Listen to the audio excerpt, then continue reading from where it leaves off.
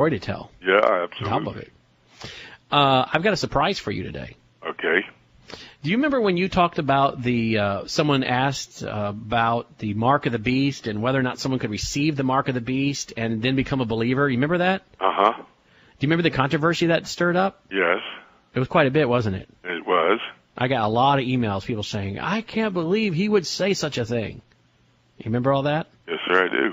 All right. Well, I was walking April the other night listening to a Q&A from a few years ago where John MacArthur on a Wednesday night would have the folks in his congregation stand up and go to the microphones and shoot questions at him. Would you like to hear the question he was asked and his answer? Yeah. Okay, here we go. In regard to the latter half of the tribulation period when men will be required to have the mark of the beast in order to buy or sell, my question is, once a person takes the mark, is there any possibility of him coming to Christ? Yes. I think, in the 7-year tribulation coming in the future, we're going to get into this probably a week from Sunday night, maybe this Sunday night, maybe a week, I'm not sure. But the tribulation is a 7-year period, right? The rapture of the church, 7-year tribulation, then Christ returns, sets up his kingdom.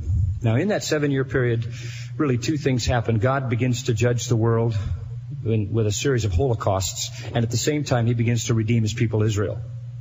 And in the process of this, the Antichrist establishes his rule, and in order to function in the economy of the Antichrist, you have to take the mark of the beast. The mark being the number of a man, Revelation 13, 666. 6 is the number of man, right? 7 is the number of perfection, and man always falls short of perfection. 6. Always 6 is never 7.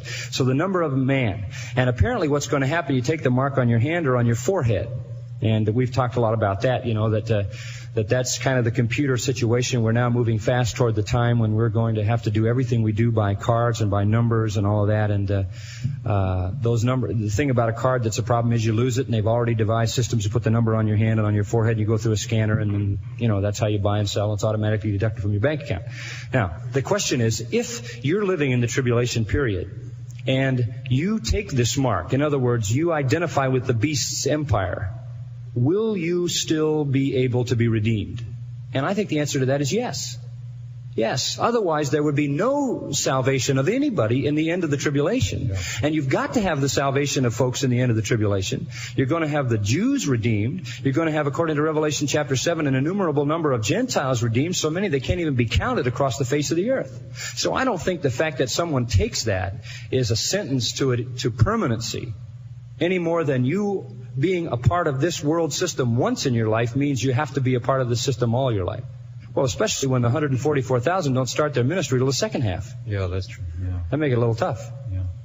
Well, there you go, Dr. DeYoung. Well, we're looking at the same book.